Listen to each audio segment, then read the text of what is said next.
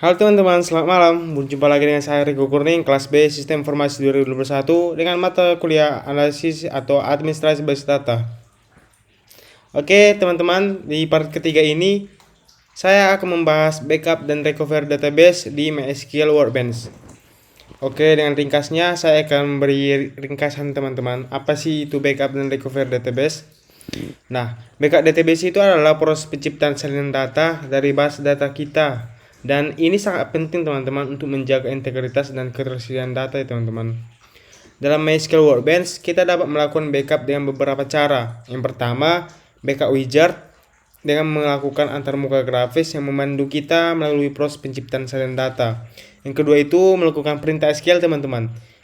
Kita dapat menggunakan perintah SQL seperti MySQL DAM ya teman-teman untuk membuat backup base data. Nah, nanti kita akan membuat MySQL DAM-nya untuk membackupnya teman-teman. Lalu yang kedua itu recover database. Recover database itu adalah proses mengembalikan database ke keadaan sebelumnya jika terjadi kegagalan, kerusakan, atau hilang data. Jadi, waktu kita membackup data teman-teman, kalau udah kita backup dan tiba-tiba ada terhapus atau kehilangan data, itu kita bisa ambil lagi dari backupan datanya itu teman-teman. Nah, MySQL Workbench ini memiliki beberapa metode untuk melakukan recovery. Yang pertama, point in time recovery. Dengan metode ini kita dapat mengembalikan database ke titik waktu tertentu yang memungkinkan pemulihan hingga terjadi kegagalan saat terjadi. Yang kedua itu import backup teman-teman. Kita dapat mengimpor salinan database yang telah kita buat sebelumnya dengan fitur data import. Yang ketiga, InnoDB log files. Jika kita menggunakan mesin penyimpanan InnoDB, kita dapat memanfaatkan log transaksi InnoDB untuk pemulihannya teman-teman. Oke, tanpa berlama-lama, kita lanjut ke prakteknya teman-teman. Yang pertama-tama kita aktifkan dulu XMPP-nya teman-teman. Nah, setelah XMPP-nya berjalan, kita beralih ke terminal ya teman-teman. Kalau di Windows-nya itu Command Prompt atau Windows R CMD. Nah, setelah itu teman-teman, kita melakukan login dengan application SMPP files bin MySQL UROT. Oke, setelah terjadi kita show database dulu teman-teman. Karena saya sebelumnya sudah membuat database-nya, yaitu DB kontrakan. Kita usekan dulu DB kontrakannya. Nah, setelah kita membuat DB kontrakannya ini, nah di DB kontrakan ini saya sudah membuat tabelnya teman-teman dengan tabel pemilik. Tapi di sini saya tidak perlu membukanya teman-teman. Saya ingin membuat untuk menciptakan usernya teman-teman. Di sini saya akan menciptakan usernya dengan mengklik create user ya teman-teman.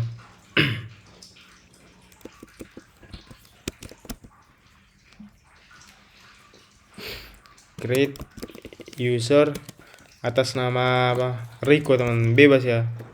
Kalau saya O-nya 3 kali aja dan localhost. Oke, kita membuat passwordnya teman-teman. Password ini sangat dibutuhkan untuk keamanan hak akses kita. Kalau saya membuat 1 2 3 4 saja biar lebih gampang. Lalu titik koma dan enter. Oke teman-teman, setelah berhasil kita langsung ke green select teman-teman. Kalau saya langsung saja di green all privilege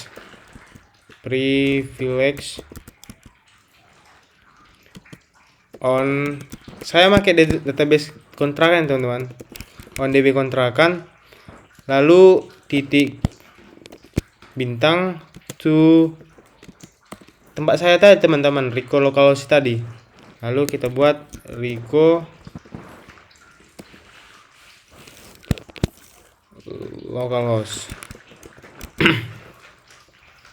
Oke, titik koma, lalu kita enter.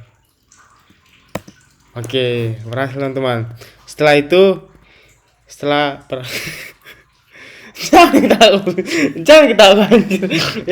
Gua boleh ini. Oke. Setelah berhasil, kita ke flush privilege. Flush privilege.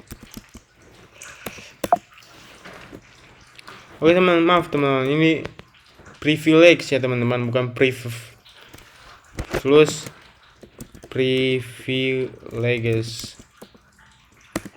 Oke, flash privilege-nya telah bisa, lalu kita exit-nya ya teman-teman.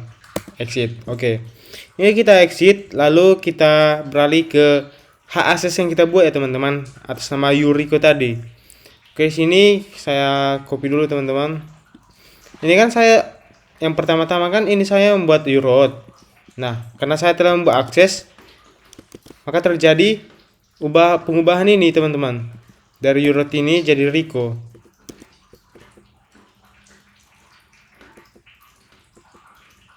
Oke, lalu kita buat passwordnya tadi teman-teman, UP-nya. Nah, lalu kita buat passwordnya 1234. Oke teman-teman, berhasil. Lalu setelah berhasil, kita lihat dulu database-nya teman-teman. Apakah udah ada DB kontrakan di Rico tadi? Database. Oke teman-teman, ini adalah database saya DB kontrakan yang telah saya pindahkan ke database Rico teman-teman. Hak akses create user Rico tadi. Oke, setelah itu kita exit ya teman-teman. Nah, setelah kita exit, kita beralih ke MySQL DAM. Nah, MySQL DAM ini adalah proses backup data kita teman-teman. Backup data dari DB kontrakan. Kita akan membackup data DB kontrakan ini ke bin ya teman-teman. Oke, ini MySQL-nya ini kita tambahkan lagi MySQL DAM. MySQL DAM Yuriko teman-teman. Soalnya saya udah membuat nama saya tadi. Yuriko, lalu P password. Oke teman-teman, Yusek MySQL DAM-nya itu udah berhasil. Lalu kita lanjut ke MySQL DAM cara pembackup-nya ya teman-teman.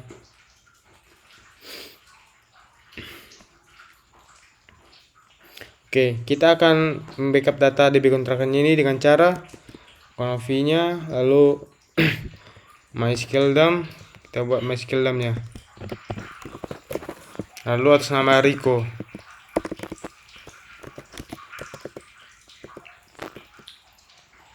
Lalu P password dengan database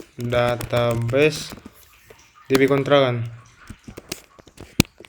Perhatikan teman-teman garis bawahnya, tugas titiknya, pokoknya sesuai dengan database yang kita buat. Lalu lebih besarnya itu adalah cara pembackupannya, cara memindahkannya. Lalu DB kontrakan. Nah, sini kita harus membuat DB kontrakan atau backup file kita dengan nama .skl. Nah, setelah kita buat itu, lalu kita enter. Nah, dia minta password teman-teman. Nah, password sebelumnya kita membuat 1234 teman-teman. 1234. Oke. Ini kita telah berhasil kita backup. Kita lihat dulu di bin yang kita buat tadi teman-teman. Kalau bisa di Windows ada itu dir namanya untuk memperlihatkan. Tapi kalau di laptop saya kita ketik aja ls pengganti dir teman-teman. Nah, ini adalah aplikasi-aplikasi yang bisa kita lihat. Ini DB kontrakan SQL teman-teman. Inilah DB kontrakan SQL yang telah saya backup. Cara melihatnya cukup mudah.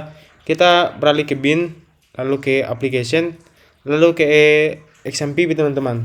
Karena XMPP-nya ini lalu ke bin. Oke, apa sih yang tadi kita buat di DB kontrakan? Kita cari DB kontrakan SQL. Enter. Nah, ini teman-teman data yang telah saya backup.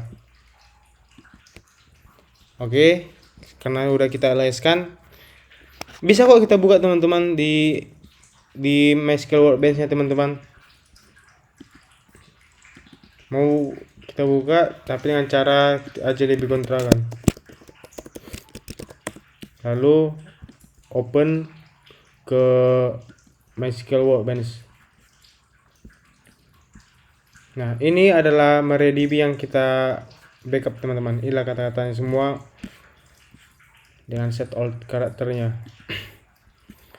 Oke, setelah kita backup data DB kontrakannya, kita bisa kok membuat DB atau memindahkan backup tabelnya teman-teman. Tapi sini saya tidak perlu membuat tabelnya, soalnya ini sama teman-teman. Oke, setelah itu gimana sih cara recovery-nya teman-teman? Nah, cara recovery-nya kita buat aja, atau tidak kalau mau membuat tabelnya kita buat lagi teman-teman. Ini kita tinggal copy aja. Oke.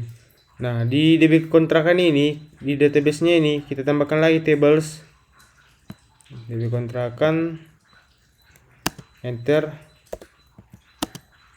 2 kali garis tables, lalu tabel pemilik.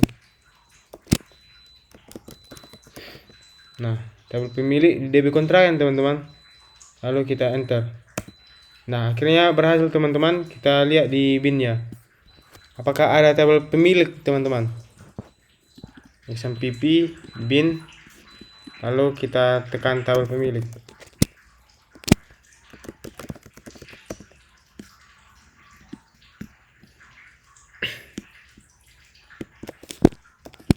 Nah, di sini saya telah searchingnya dan ini DB kontrakannya. Nah, kenapa tidak muncul DB tabel pemiliknya? Karena di tabel pemilik di yang pertama-tamanya itu saya tidak munculkan tabel di dalam DB kontrakannya teman-teman, makanya tidak muncul. Maka setelah itu, setelah melakukan backup data, kita akan melakukan yang namanya recovery teman-teman. Nah, gimana sih cara buat recovery-nya? Nah, caranya gampang teman-teman. Kita copy aja yang tadi atas nama DB kontrakan juga teman-teman. Tapi yang membedakan ini kan backup lebih besar, tandanya lebih besar, panahnya lebih besar. Kalau ini cara recovery-nya lebih kecil teman-teman. Nih. Oke, lalu kita enter. Nah, enter password. Berapa passwordnya? 1 2 3 4.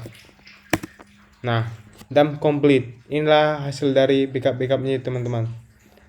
Yang setelah backup itu inilah recovery-nya. Oke, langsung kita show database-nya. Pertama-tama kita buat ini dulu, lalu MySQL dump-nya ini kita hilangkan teman-teman. Soalnya kita tidak perlu lagi MySQL dump. MySQL pakai Yuriko teman-teman.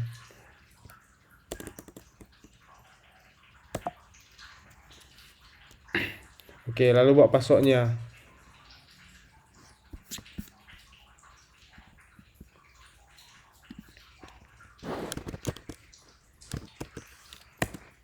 Lalu show database. Oke, ini DB kontrakannya. Oke teman-teman, cukup sekian pertemuan part 3 ini. Terima kasih dan sampai jumpa di part keempat selanjutnya. Terima kasih.